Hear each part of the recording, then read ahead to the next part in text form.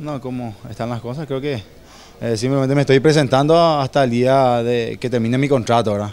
Más de eso creo que no sé qué en la semana podría pasar, pero espero que sea buena. No, simplemente estoy a la expectativa también de todo esto. Le dije a mi representante que él maneje eso y una vez que se defina me comente, ¿verdad? Porque simplemente me estoy metiendo a lo que es la pretemporada y bueno, trabajando de la mejor manera para estar bien físicamente y si es que toca renovar, tratar de renovar, si no me toca nuevamente a retornar en Guaraní. Se habla de un interés de Olimpia, ¿qué sabes de eso y si te gustaría evidentemente pasar al otro grande del fútbol paraguayo? No, en realidad no pienso en esas cosas, escuché rumores, pero mi presente hoy es el Cerro Porteño.